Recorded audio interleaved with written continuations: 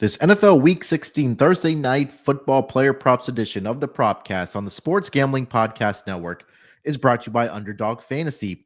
Sign up with promo code MACHINE to get a 50% deposit bonus of up to $1,000. We're also brought to you by Rebet, a new sportsbook available in 45 states. Download Rebet in your app store and use promo code SGPN for a 100% deposit match up to $100. We're also brought to you by Rhythm, the leader in data-driven picks and props. Get your 7-day free trial today by going to sportsgamblingpodcast.com/RITHMM. We're also brought to you by the SGPN College Football Playoff Challenge. It's free to enter and a $1,000 grand prize. Go to sportsgamblingpodcast.com/CFB to enter today. And taking a shot to ground downfield. He makes the catch, and he gets in for the touchdown. The catch is made by Calvin Ridley. Wilson, what as he throws deep downfield. It's going to be caught by Metcalf. Welcome, everyone, to the Propcast, part of the Sports Gambling Podcast Network. NFL Week 16 upon us, starting on Thursday Night Football with the AFC West battle between the Denver Broncos visiting the Los Angeles Chargers, and what could be a big seeding implication playoff matchup here for this game between these two teams.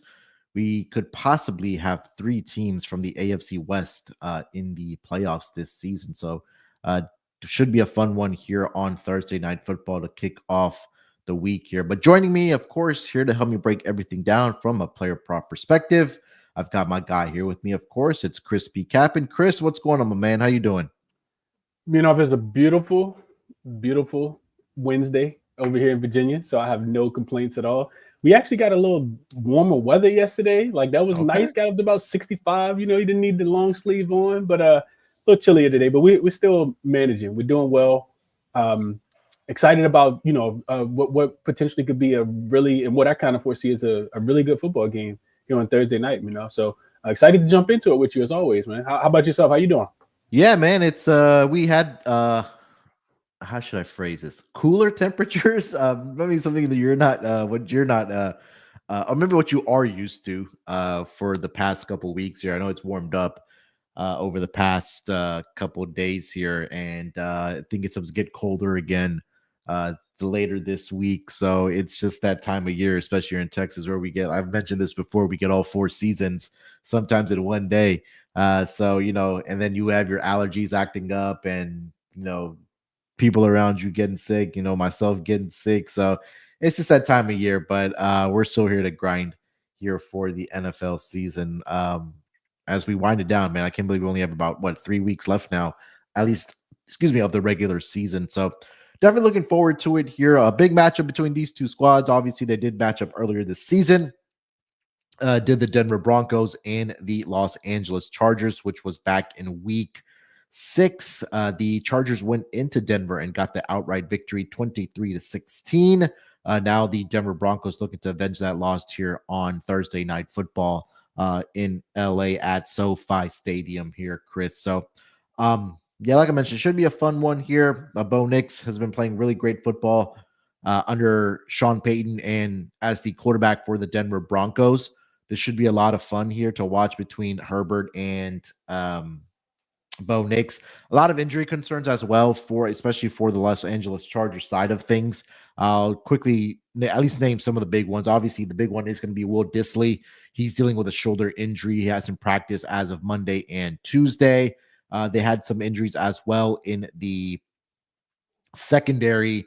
Elijah Molden, cornerback for the Chargers, he hasn't practiced this week as of Tuesday. And Denzel Perriman, linebacker for the Chargers, who's dealing with a groin injury, has been a limited participant. The good news for the Denver Broncos, Patrick Surtain II has been full participant in practice this week. He is dealing with an ankle injury. Jaleel McLaughlin, running back for the Denver Broncos, dealing with a quad injury. Did not practice on Monday, but was a limited participant on Tuesday. The one to really watch here that I'm watching out for, cornerback Riley Moss for the Denver Broncos. Cornerback, he's dealing with a knee injury. He did not practice on Monday, but was a limited participant on Tuesday. So once the injury report on Wednesday does drop later for both of these squads, I think we'll have more of an indication on which players are able to go in this game or not. But before we do dive into the player props here, Chris, let me make sure to tell everyone to check out SGPN's first annual college football playoff challenges. Pick sides and totals for every game with a chance to win a $1,000 grand prize. It's free to enter. Just go to sportsgamblingpodcast.com/CFB. That's sportsgamblingpodcast.com/CFB. All right, Chris, let's get into it here, man. Let's start with our quarterback props. We'll work our way from there. I'll let you lead it off here. Where are you taking us for your first player prop? I'm a little conflicted on the quarterback market this week, but I want to get your thoughts. But looking at two, haven't pulled the trigger on either, but want your thoughts on these. So first one I looked at was Justin Herbert, and I looked at him to go under his 21.5 pass completions. Okay. Kind of feels like, I know Denver's, really strong against the rush. I'll talk a little bit more about that in a second. So I am thinking that the Chargers, if they're going to have some success, is going to be through the air in this spot. But I don't know if that means 22 completions for Justin Herbert. I feel like the number is a tad bit too high. And when I went through the numbers, this is a number for Herbert that he's actually only cashed in 7% of his games. He's he's only gone over in 1 of 14 games so far this season as Justin Herbert on getting 22 completions. The only game he went over was in week 6, way back in week 6 against Arizona, when I think he was in Arizona.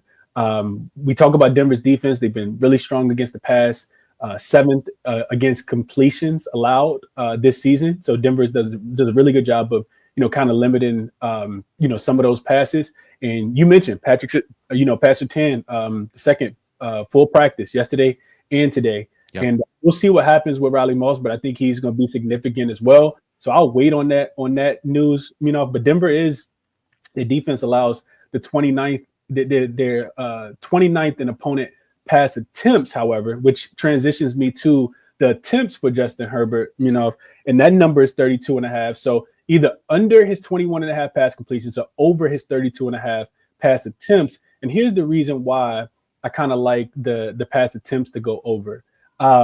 We got a Denver team that, however, they are 29th in opponent pass attempts per game. And that's because of their, really strong run defense. Like I said, we'll talk a little bit more about that in a second. But, I was going back and looking kind of since J.K. Dobbins went down with the injury. Herbert passed the ball 33 times against Tampa Bay last week, 30 times against Kansas City the week before. 3 weeks ago was against Atlanta. And he didn't need to pass the ball because Kirk Cousins kept passing the ball to the Chargers. If we remember that game where he had 4 or 5 interceptions, he didn't really need to pass the ball in that game. So he did stay under the number. Then I go and I look at the opposite side, and I want to see how many times teams have been passing specifically against Denver. Last week, it was 38 times for Anthony Richardson. 2 weeks ago, we probably won't ever forget the game against the Browns. 58 times in that game. 52 times for Aiden O'Connell in the Raiders 3 weeks ago. Like I mentioned with Kirk Cousins, this 31 in that game. But even Patrick Mahomes, 42 times 5 weeks ago. So 4 for 5 are the quarterbacks to the over on the 32.5 pass attempts, and they're going way over. The only one that we talked about staying under, like I said, was the Atlanta game, and that can be attributed to Kirk Cousins kind of throwing the ball to the opposite team. So they don't need to pass the ball as much. Could kind of run the clock out when they had it. In possession of the offense. So Justin Herbert either under on his pass completions, like I said, only over in 1 of the last 14 games, or just over on his pass attempts, thinking that if they're going to find some successes, it is going to be through the air. So I wanted your opinion on both of those. So I did play the over. In my play is Justin Herbert over on his pass attempts. Okay.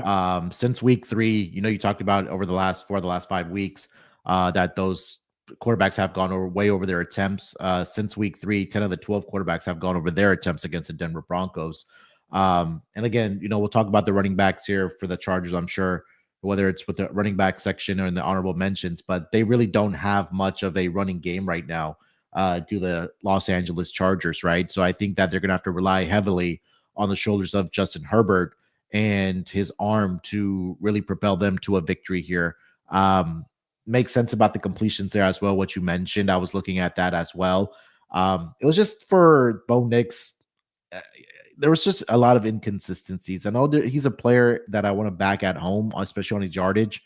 I think I've talked about that earlier this season, But I did play the Justin Herbert 31.5 over on his pass attempts, Chris. You can still get that right now, I believe, on FanDuel and on Caesars right now. Everybody else has moved to 32.5. Bet Rivers, DraftKings, BetMGM, and Bet365. Bet365 is up to 33.5. So if you're watching live or if you're getting to this early, that 31.5 is still available on FanDuel or Caesars. I would get to that ASAP, but I do think that he walks into at least 33, 34 pass attempts in this game here, Chris. So I did play the Justin Herbert over to answer your question. Like it a lot. I think, that was the one that I was kind of looking a little bit more towards, just because if I think the attempts are going to be high, then this more than likely, even though he's gone under in 13 of the last 14 on his completions, he may be completing a couple passes. And we'll talk a little bit more, like I said, about Denver's strong rush defense, but which will force Justin Herbert to pass the ball a little bit more. But I'm glad that we're aligned him. I like that a lot. Fair enough. All right, let's get over to player prop number 2 here. Chris, lead us off. What do you got? So now we'll go into that Denver's rush defense. Gus Edwards, I'm going under him, on his, and I got 2 of them here, but I'm interested in your thoughts on these as well. Haven't locked either one of these in, but you mentioned it, right? Like, this isn't an offense that relies on being able to run the ball a lot, which is interesting, because Harbaugh was a coach at the beginning of the season that was, smash mouth football. Like, all they did was run the football. And now I think I was looking at the splits this morning.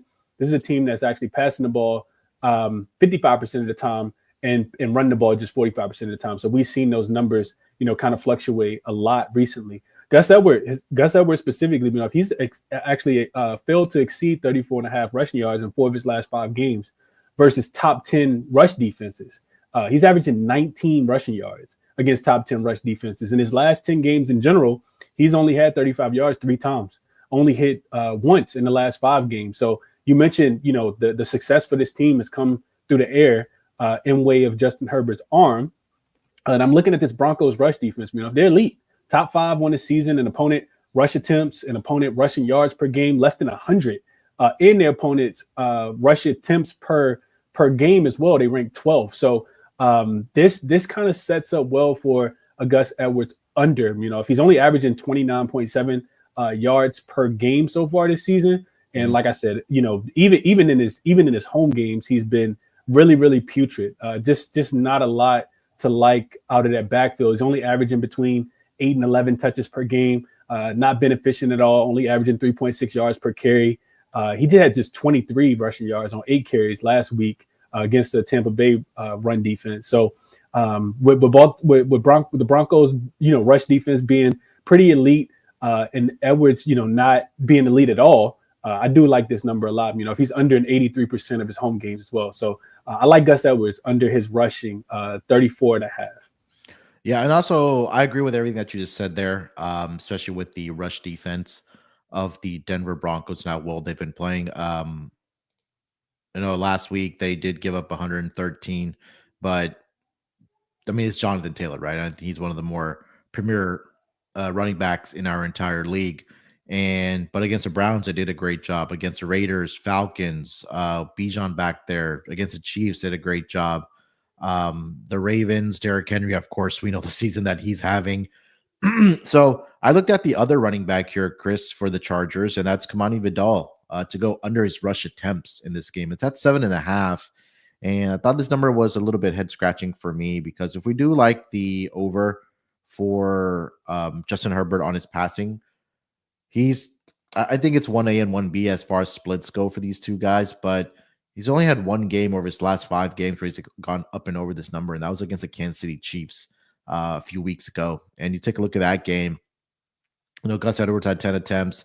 Vidal had 8 attempts in that game, but outside of that, if you want me just looking at his game log, Chris, the attempts are really there for him. It is a little bit juiced at minus 135 right now, currently over on DraftKings, but he's only had 1 game, like I mentioned, where he's had 7 or more, and that was against the Chiefs. Other than that, 3, 4, 5, 6, 3, and 4. So I think that continues here. He hasn't had a lot of success running the football either. Only 3.2 yards per carry. He's had a total of 107 rushing yards on 33 attempts. So again, when you're pretty much compromised in your backfield, now you have a very difficult matchup against this Denver Broncos team. So I'm going to take the under 7.5 rush attempts here for Kamani Vidal here, Chris. I think that's a really good find by you. It's a really good find. I was expecting, of course, your running back prop to, probably be a receiving prop up and Yeah. over. But if you go switch it up, if I'm gonna trust that you are switching it up for the right reason. And like you said, man, we think that success in this game is gonna come with Justin Herbert's arm. So liking his pass attempts to go up and over, and for them not to find too much success running the football, especially with such a high number. I feel like 7.5 is a little bit of a high number here as well. So Kamani Fadal under his 7.5 rush attempts. I think that lines up really, really well. I like it.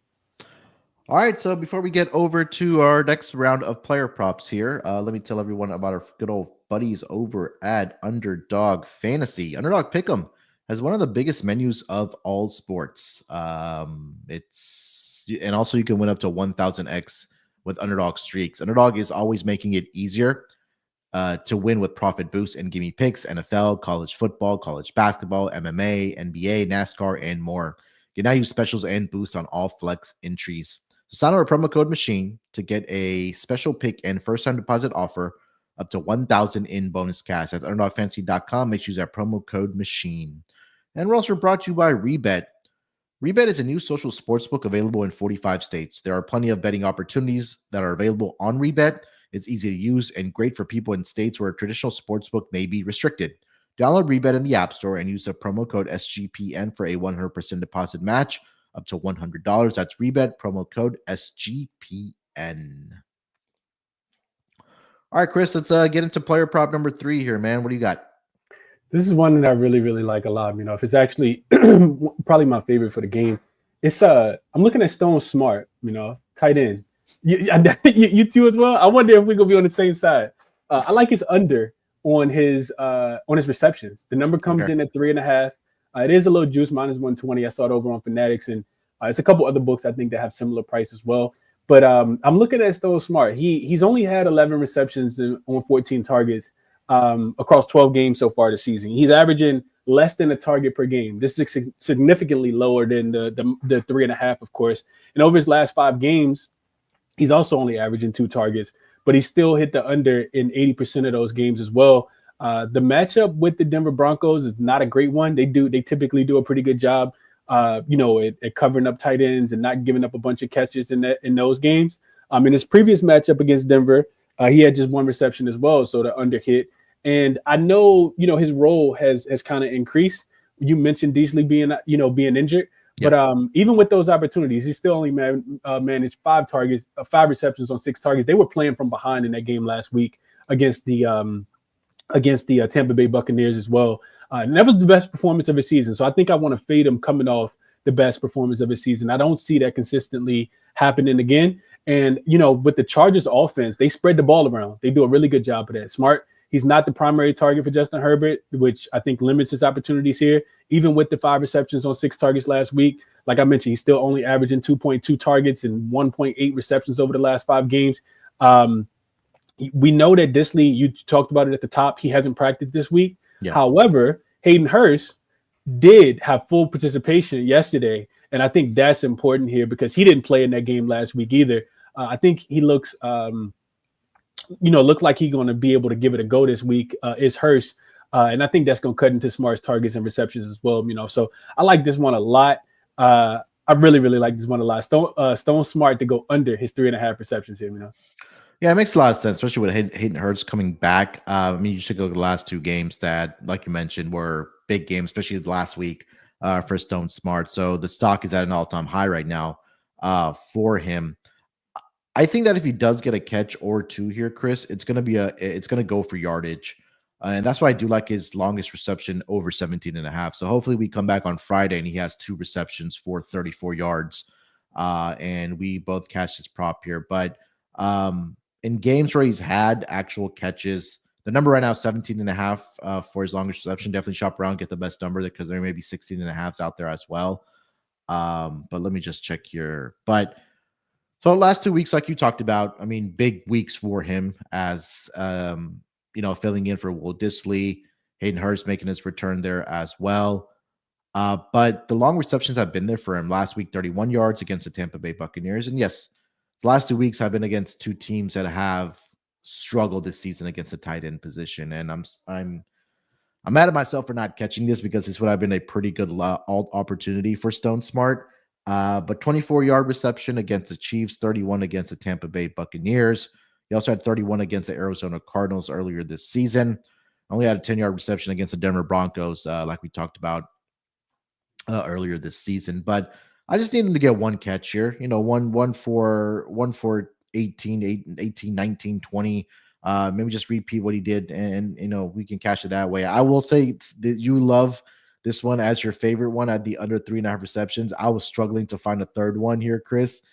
So this will be my third one here. Not a lot of confidence in it, but since we do give out 3 here, this will be my third one here on Stone Smart, longest reception to go up and over the number of 17.5 here.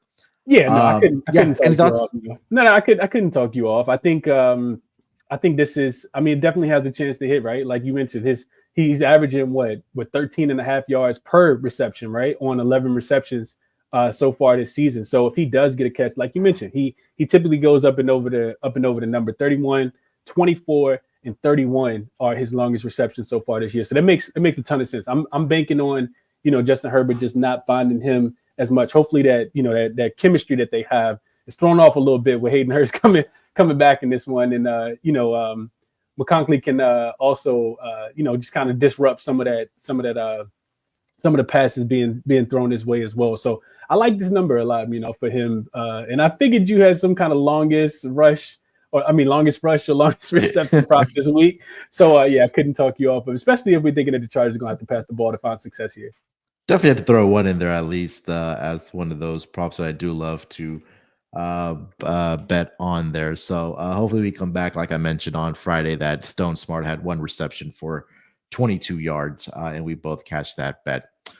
All right, so those are 3 player props each for myself and Chris. And Chris, let's get into some honorable mentions here. If you have any, then we'll get into touchdown scores, and then we'll give out best bets for Thursday Night Football. Anything that you're looking at trying to get to the window with? Not really anything, specifically on the Denver side. I feel like it's really hard to kind of. There's a lot of inconsistencies on the Denver side, right? Yeah, so much, man. But I will stay with Gus Edwards. I talked about his going under his 34.5 rushing yards. Another thing that jumped out to me when I was looking into it, his longest rush, the number comes in at 10.5. He's actually not explosive at all. We haven't talked about a lot of non-explosive running backs on the show, outside of who am I thinking? Cowboys, probably. Yeah, I think Zeke. We talked about him at the beginning of the season, taking his under. But Gus Edwards has been, just as explosive in that department. He's actually gone under 11 rushing yards. Longest rush under 11 yards in 8 of his last 10 games. He's only averaging 3.5 yards per carry. Longest rush this season was for 12 yards.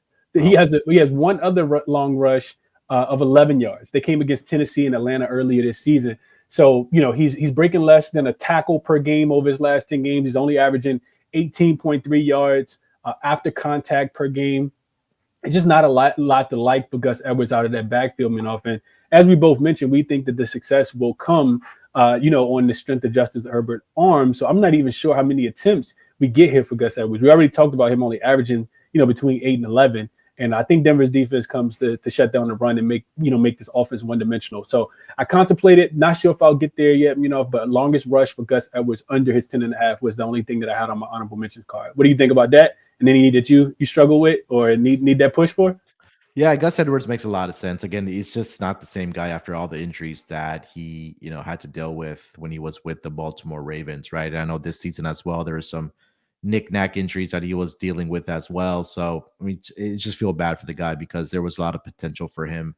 I think it was a guy that was averaging, I want to say, close to 5 yards per carry prior to the injuries. Hopefully maybe he's able to find the fountain of youth again with this Chargers team after playing, at least double-digit games this season.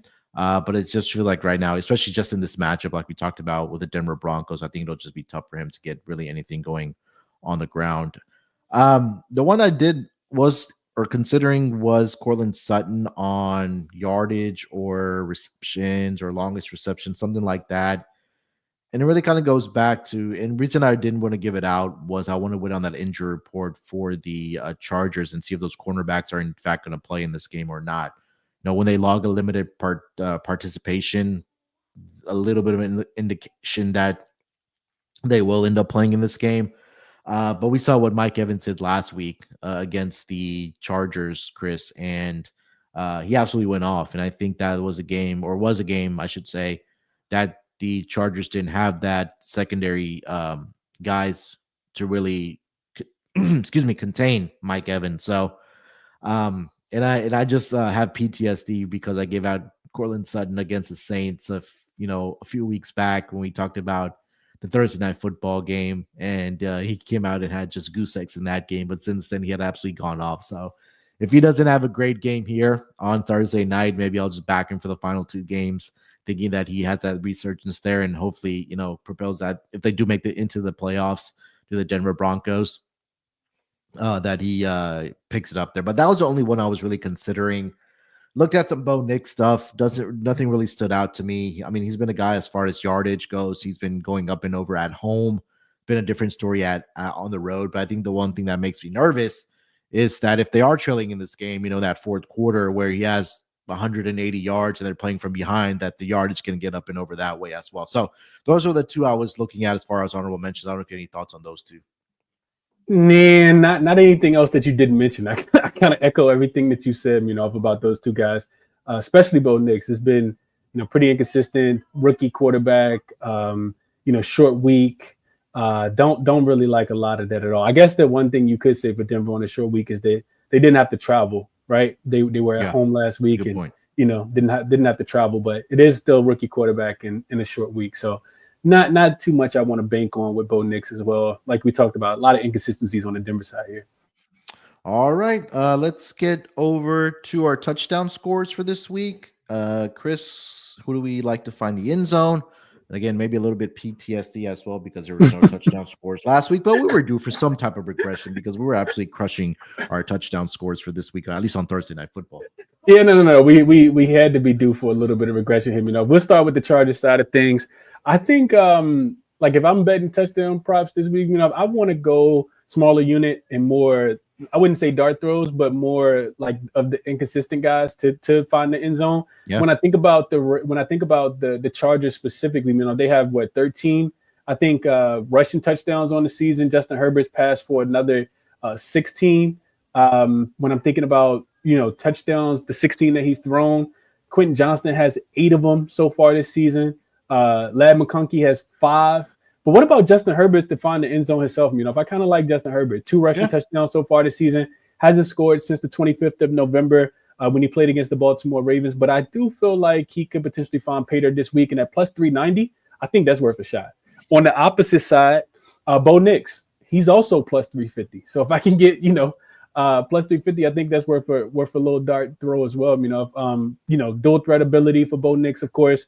Chargers defense struggles against mobile quarterbacks. They have throughout the season at times, and he hasn't scored in a while. It's been since November the 3rd. He also scored against Baltimore, but does have 3 rushing touchdowns on the season. So these guys get close to the end zone. Maybe they pull a little Philly special, and we get a little tush push or a little Bronco push or a Charger push. Then they can get into the end zone. Plus 350 and plus 390. If I think small sprinkles on those could be interesting. And then I'll go back to the guy that you liked a few weeks ago that, just had the same amount of catches that we had in the game. But it'll be Courtland Sutton, plus 187, I think, was the number that I saw. He only has 4 touchdowns on the season, but 2 in the last 3 games. He has a 25% target share, which is 14% higher than any of his teammates. When he gets down to the red zone, he has a 32% target share in the red zone. Just kind of the guy that Bo Nix really trusts around, in winning time, so, and winning position on the field. So those 3 I'll leave you with, all north of plus 180, but 2 plus 350. So I like those 3, Bo Nix, Justin Herbert, and Courtland Sutton in this spot. What about you? Yeah, Chris, I don't remember the last time we talked about a Thursday night football game where we didn't have a minus anytime touchdown score. This is the first time in, I don't know, maybe all season where it's been anytime touchdown score being at plus prices here. So I'll start with Quentin Johnston for the Chargers, plus 250. I feel like that if Lad McConkey continues to be compromised with the injury, I know he had a touchdown last week, I believe, did McConkey, but I think there's a good opportunity for him in this game, for Johnson to step up to get a touchdown here anytime. So around plus 250, I see on DraftKings. Again, like we always say, definitely shop around for the best numbers because these numbers vary heavily for these touchdown scores. So I'll start with that one.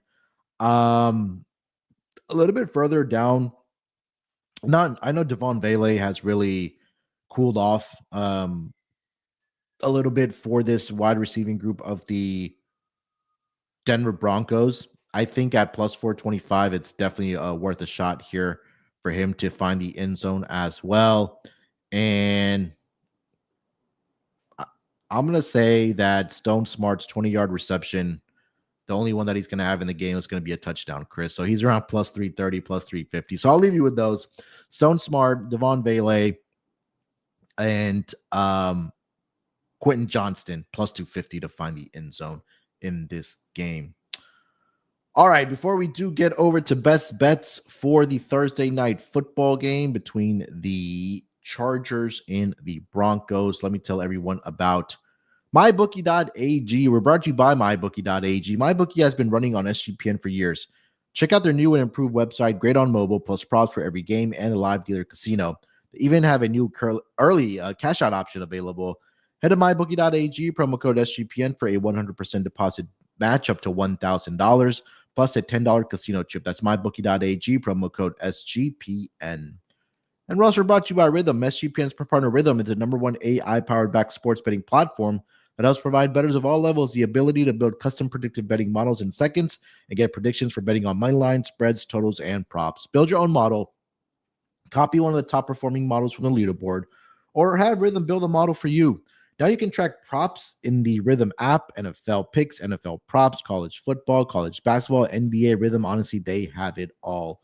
And for the Thursday night football game this week, they are looking at they agree with Chris. They like under on Stone Smart's receptions of 3.5 here. So again, claim your 7-day free trial today by going to sportsgamblingpodcast.com/rhythm. That's sportsgamblingpodcast.com/RITHMM. All right, Chris, let's get into best bets here for the Thursday night football game, and then we'll quickly put together our underdog fantasy entry here as well. Where are you taking us for your best bet? Right back to what Rhythm said, going with Stone Smart under his 3.5 receptions here. And a lot of it, like I said, he had a big week last week, but expecting some regression back to the mean. This is not a number that he continuously cashes frequently at all. And the cherry on top for me was Hayden Hurst being a full participant in practice both days so far this week. So I think the target share goes down, the receptions go down. I'm taking him under his 3.5 receptions here. Best bet. Love it. Yes, I do like that. I will go. Let's go Kamani Vidal under 7.5 rush attempts. We talked a lot about the backfield on this episode for the Chargers, and I think a lot of the responsibility of the offense and will fall on Justin Herbert. I know we talked about Justin Herbert earlier at the top of the episode, so I think that again, I don't think Vidal is going to get to 8 or more carries in this game here. So. I'll take the under 7.5. It's a little bit juice on DraftKings right now, minus 135. So definitely shop around again, get the best number of it. But I do like the under as my best bet for Kamani Vidal in this game, under 7.5 rush attempts. All right, last but not least, let's put together our underdog fantasy entry for the Thursday night football game. We'll, of course, put our 2 best bets into that entry. We'll go Stone Smart lower, 3.5 receptions. Let me get back to my window here. All right, let's see. Stone Smart. Oh, that's not it. Here we go. All right, here we go. So, yeah, we'll go lower on his receptions. Let me see if they have the Vidal projection here. Yes, they do. Awesome. So we'll go under 7.5. Lower 7.5 there. And then Chris, I'll let you pick. You want to go Herbert? Actually, we might have to pick something from the Broncos side because we got 2 players from the Chargers side. Well, let me see if they let us do it because I know they sometimes want I was gonna say we need Herbert in them. You know, we both agree on Herbert up and over his pass attempts. Yeah, let me see if they let us do it. No, it has to be from two different teams. From two different teams. Okay. Yeah, so I know we talked about Sutton. I talked about Vele. Let's go Sutton. You know, I feel like he owes us. All right. he owes us and the rest of the world. Let's go Sutton. I like Sutton in the bounce back this week. I mean, not even the bounce back. This is the bounce back from last time you played him. But Yeah, but he's due to continue to find some success. And we mentioned short week, didn't have to travel. Let's go Sutton. I like Sutton this week. All right, so we'll go lower 3.5 receptions for Stone Smart. We'll go lower 7.5 rush attempts for Kimani Vidal, and then we'll go higher 63.5 receiving yards for Cortland Sutton. That's a 6x entry. So every $10 that you do put in, you'll get a return of $60 for that entry. If all three of those do in fact end up winning as part of our entry for Thursday Night Football. Again, UnderdogFantasy.com. Make sure you use our promo code MACHINE. You'll get a special pick and first-time deposit offer up to $1,000, 50% deposit offer up to $1,000. All right, nice and tidy here. 35 minutes for the Thursday Night Football game. Love it when we're efficient. But Chris, anything else you want to mention, my man, before we get out of here? No, enjoy the Thursday Night Football game, man. Bet responsibly as always. Leave us a review if you wouldn't mind. 5-star, we always say. And we appreciate everybody for listening in. Yeah, 100%. Should be a fun game here. We'll be back on Friday as usual for the Sunday games. I know we also have some Saturday games in there as well, so we'll mix in some props if we have any for Saturday, and hopefully you guys can get to those early before we do get to the Sunday games. I'll save this for the Friday show, but it is my favorite time of the year. I'll reveal why as far as betting on player props on that Friday show there. I think I know. I think I'm doing my homework on it still, but we'll talk about that on Friday. Maybe do a separate special episode for a specific topic there. All right, appreciate everybody that's listening in to us. Like Chris mentioned, leave us a rating and review if you can, whether it's on Spotify, Apple. Would be a huge boost for the show here as we continue to try to grow the Propcast from week to week and season to season. All right, we'll talk to you guys Friday. Till then, enjoy the games. Hopefully we do cash some tickets, but always remember to let it ride.